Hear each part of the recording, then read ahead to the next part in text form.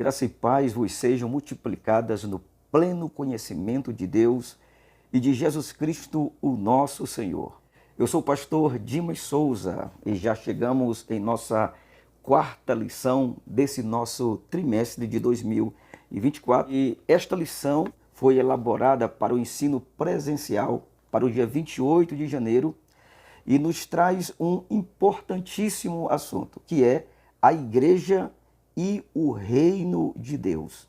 E com este assunto, esta lição de número 4, ela fecha o segundo bloco das lições desta revista, fechando toda a informação sobre a natureza da igreja. E agora, nesta quarta lição, vai ser apresentado a igreja em sua relação com o reino de Deus. Indo direto ao assunto, o nosso texto áureo diz: o tempo está cumprido e o reino de Deus está próximo, arrependei-vos e crede no Evangelho. A verdade prática diz: pregar a mensagem do reino de Deus é uma importante missão da igreja. E a nossa leitura bíblica em classe, que está de alguma forma relacionada a todo o comentário, está em Marcos, no capítulo de número 1, no versículo 14 até o versículo 17, que contextualiza aqui o nosso texto áureo. Essa perícope, ela apresenta Jesus iniciando o seu ministério, dando sequência ao ministério de João Batista, que agora estava preso, e Jesus começa, partindo da Galileia, a pregar um evangelho, uma mensagem um tanto diferente do que os judeus eram acostumados a ouvir, chamado de Evangelho do Reino. Bom, o assunto que é a igreja e o reino de Deus é muito importante. E para entendermos melhor esse assunto, é mais importante ainda nós compreendermos o que é o reino de Deus. E já adiantando a informação, o reino de Deus não é a igreja. E a igreja é apenas uma parte deste reino. Isso nós veremos mais claro quando entrarmos nos comentários adiante. Então, o que é o reino de Deus?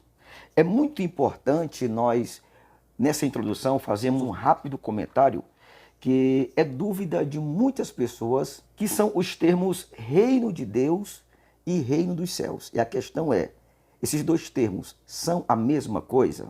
Então vamos começar por aí.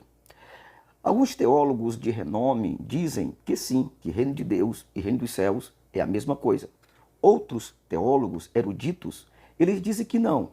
Porém, nós cremos que sendo a mesma coisa ou não, não se trata de uma divisão do governo do reino de Deus, como também não há divisão na Bíblia por ela estar dividida em dois testamentos, Primeiro e Segundo Testamento, ou Antigo e Novo Testamento.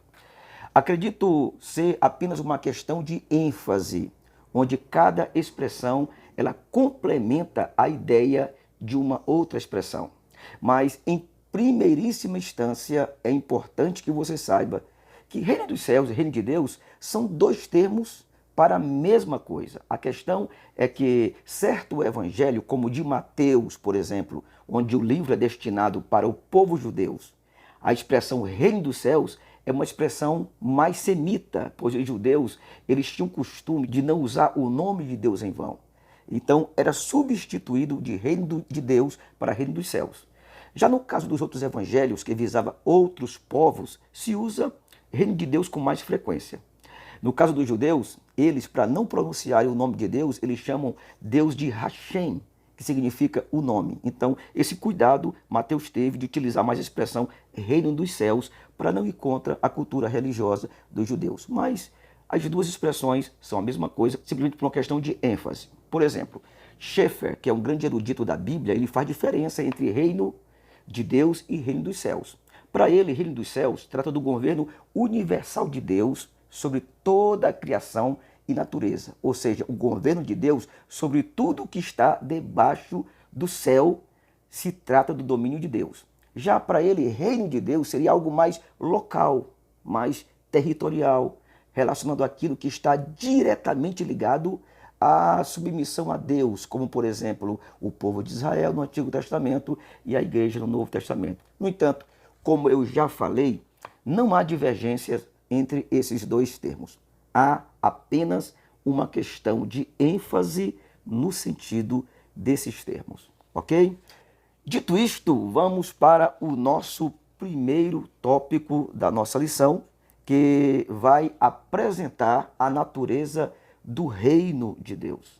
E aqui, nesta parte do primeiro tópico, apresenta-se uma característica deste reino, apresentando ele como um reino universal, mostrando que Deus é o supremo dominador de todas as coisas do universo. Aqui no Salmo 47, que é uma proposta apresentada pelo comentarista, esse Salmo 47 enfatiza muito bem a posição do Senhor Deus como Rei poderoso sobre todas as coisas. Se você ver aí o Salmo 47, versículo 2, lá o texto diz: porque o Senhor Altíssimo é tremendo e Rei grande sobre toda a terra. No versículo 6, o salmista continua dizendo: cantai louvores a Deus, cantai louvores ao nosso Rei, cantai louvores. E no versículo seguinte, versículo 7, ele completa dizendo: pois Deus é o Rei de toda a terra, cantai louvores com inteligência. Muito interessante esse texto. Há um outro texto também muito revelador dentro dos Salmos, que é o Salmo de número 24, que é muito importante também dentro desse contexto.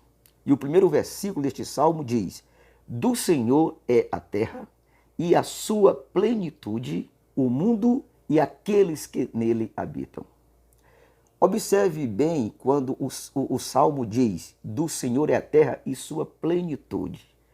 A palavra plenitude fala de algo perfeitamente completo.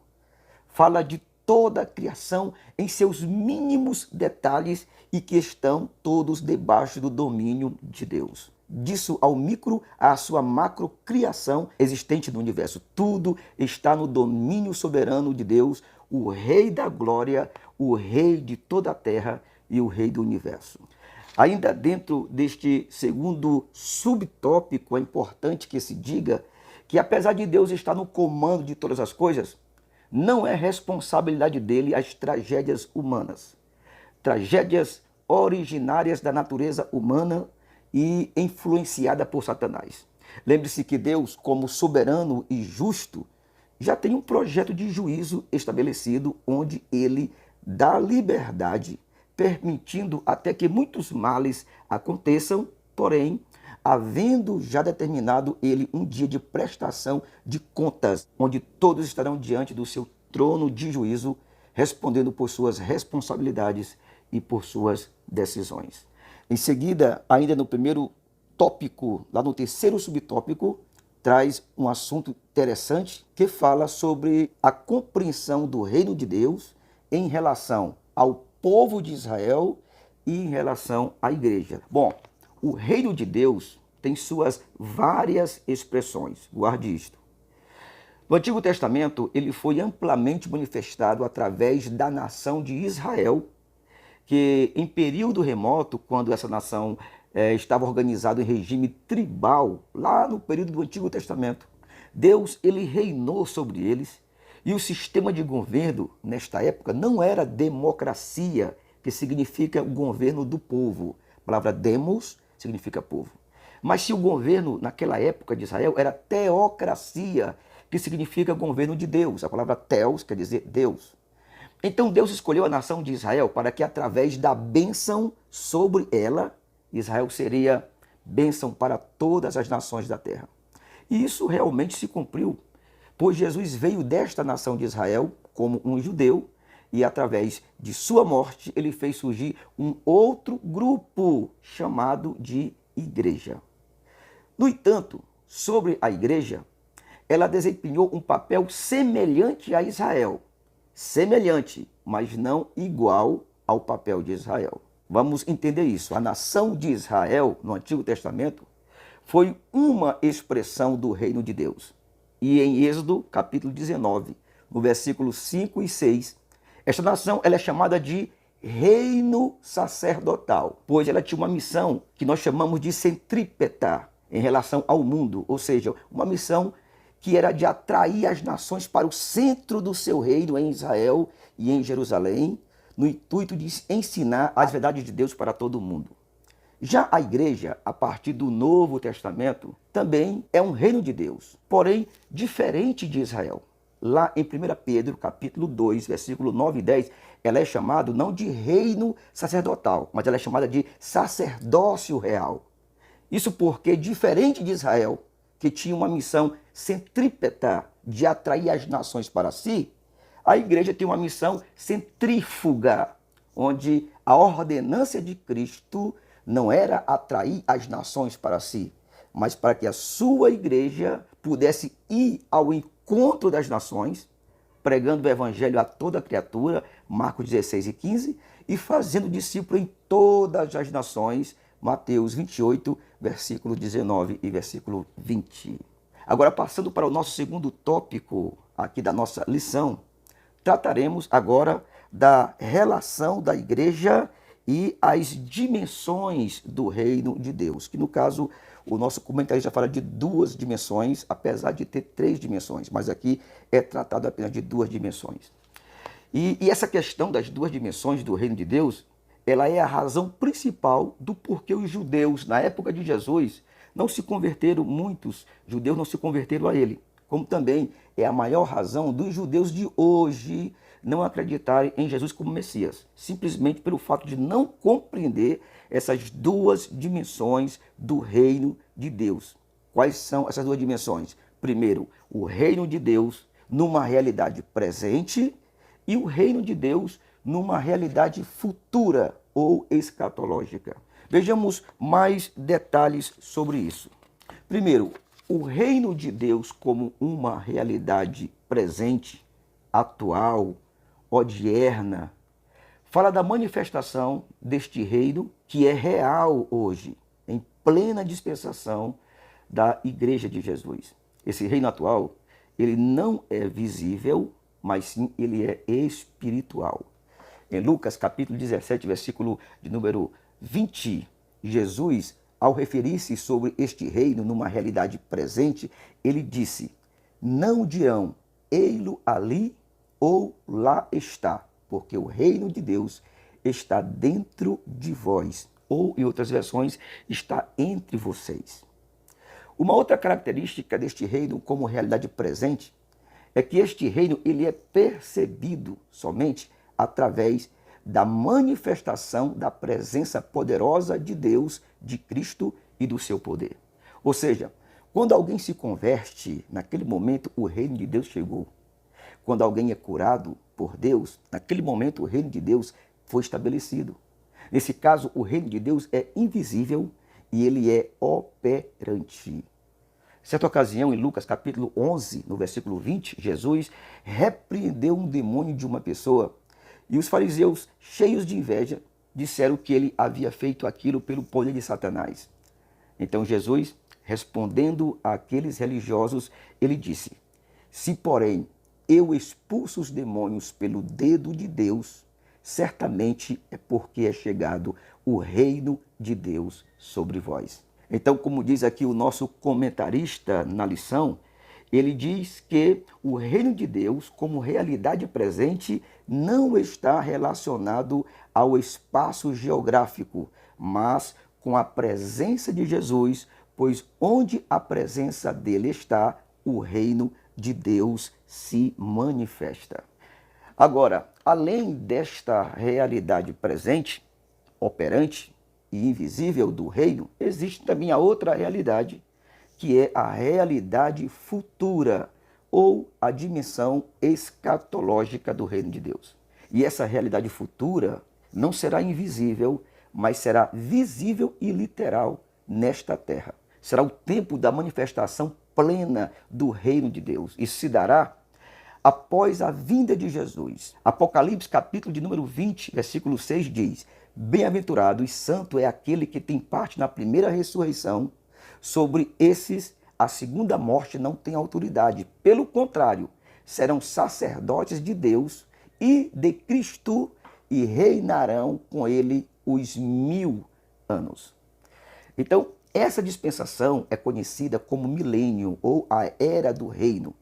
E nesse tempo, os santos em Cristo Jesus receberão autoridade sobre as nações.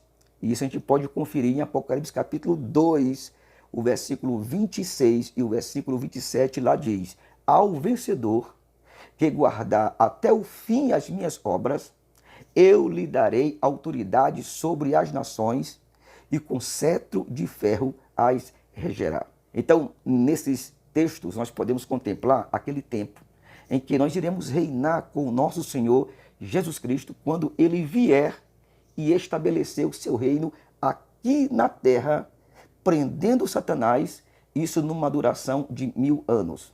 Ele será o Rei dos Reis, porque nós seremos seus reis sobre os reinos deste mundo. Essa realidade futura será uma realidade literal aqui nesta terra. E aqui eu faço uma observação. É muito bom se ter cuidado com os amilenistas em relação ao reino de Deus no futuro. Os amilenistas são aqueles que não acreditam na existência de um reino literal no futuro, e sim somente o reino da realidade presente e espiritual. Então, segundo os amilenistas, nós já estamos vivendo no milênio, pois segundo eles, o milênio começou a partir da morte de Jesus e finalizará com a sua vinda com poder e grande glória. O que não faz sentido nenhum quando o mais simples leitor da Bíblia vai meditar em Apocalipse capítulo 20 e vai perceber por 6 vezes João repetindo o termo 1000 anos, 1000 anos, 1000 anos, colocando ênfase nesta realidade futura e nesta realidade literal. Por fim, o nosso terceiro e último tópico fechará todo o entendimento do que já temos falado aqui, apresentando agora a igreja no contexto do reino de Deus. Então, como já falamos no início, a igreja faz parte do reino de Deus, contudo, ela não é o reino em toda a sua expressão. E o nosso comentarista, ele deixa isso muito bem claro nesse terceiro tópico, quando diz que o reino de Deus é bem amplo e envolve todo o povo de Deus, tanto na antiga aliança como na nova aliança. E o comentarista sabiamente nos ensina que, mesmo a igreja isenta no reino lá no Antigo Testamento, quando ela não existia, todavia o reino já existia real através da nação de Israel. Então o reino é muito antes da igreja. E aqui se faz necessário uma pequena diferença entre reino de Deus e a igreja, para ver aí a distinção entre esses dois sistemas que estão relacionados. Primeiro, em Mateus 16, 18, a igreja é falada como aquilo que era para ser construído. Eu edificarei a minha igreja, disse Jesus. Já o reino, nunca se fala de construção de reino. Segundo, em Mateus 18, 17, em relação à questão disciplinar sobre um crente não ajustado, Jesus diz: dizei-o à igreja, porém nunca se diz tal coisa em relação ao reino. Fale para o reino, não há essa indicação. Terceiro lugar, sobre o reino de Deus, diz que deve ser pregado e em uma ocasião foi anunciado que ele estaria próximo. Agora, sobre a igreja, nunca se falou de que deveria ser pregado, nunca se disse que a igreja de Deus estava próxima, a igreja de Cristo estava próxima, mas sobre o reino de Deus é dito que ele estava próximo e ele era chegado. Lemos sobre o evangelho do reino na Bíblia, mas nunca lemos sobre o evangelho da igreja. Não há essa expressão de evangelho da igreja. Quinto lugar, a igreja é chamada de corpo. O reino de Deus nunca é caracterizado, ilustrado ou falado como sendo um corpo. Sexto, a igreja é uma democracia sobre a chefia de Cristo, debaixo da chefia de Cristo. Já o reino de Deus é uma monarquia. É daí que nós achamos a igreja autônoma na eleição de Matias, substituindo Judas, na eleição dos 7 diáconos, lá em Atos 7, a separação de Barnabé e Saulo, a escolha de um companheiro para acompanhar o apóstolo Paulo. Isso vê essa autonomia da igreja na chefia de Cristo através do Espírito Santo, diferente da questão de reino, que é uma monarquia. Sétimo, a comunidade eclesiástica está sujeita à ação da igreja, ao passo que Deus puramente independente de toda a autoridade humana, põe homens no seu reino pelo novo nascimento, conforme a Bíblia fala em João capítulo 3, versículo 5 em diante. Oitavo, de nós se diz que temos que ser batizados para a igreja, mas nunca se fala de batismo para o reino de Deus. Então, a igreja, de acordo com Paulo em Efésios capítulo 1, o versículo 10, e Gálatas capítulo 4, e o versículo 4, a igreja foi idealizada, projetada por Deus, para ser a expressão do seu reino na plenitude dos tempos. E de acordo com muitos textos bíblicos, é papel da igreja pregar a mensagem do reino, as boas novas do reino, o evangelho do reino, dizendo ao mundo que Jesus é o rei que reina hoje espiritualmente em nosso coração e em nosso meio e que reinará literalmente no futuro nesta terra com o auxílio da sua igreja. Muito bem, fechamos aqui a nossa pré-aula e nós compreendemos aqui que o reino de Deus tem uma natureza universal, onde ele domina sobre todas as coisas. Também compreendemos aqui nesta pré-aula que o reino de Deus tem uma realidade no tempo presente e também terá uma realidade escatológica no tempo do fim. E, enfim, aprendemos que a igreja não é o reino de Deus, mas uma expressão muito forte deste reino. Amém?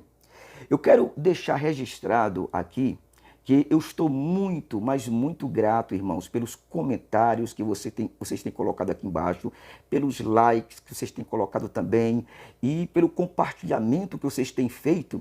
E assim eu tenho conseguido bastante inscritos aqui nessa semana que eu tenho postado esses vídeos. Muito obrigado de coração e eu peço muito que vocês continuem me ajudando, deixando o like, compartilhando, deixando comentário, que isso vai nos ajudar a crescermos aqui nesta plataforma e nos motivará a estarmos aqui ajudando vocês nos comentários desta e das demais revistas que virão. Até a próxima, Deus os abençoe e este é o meu entendimento.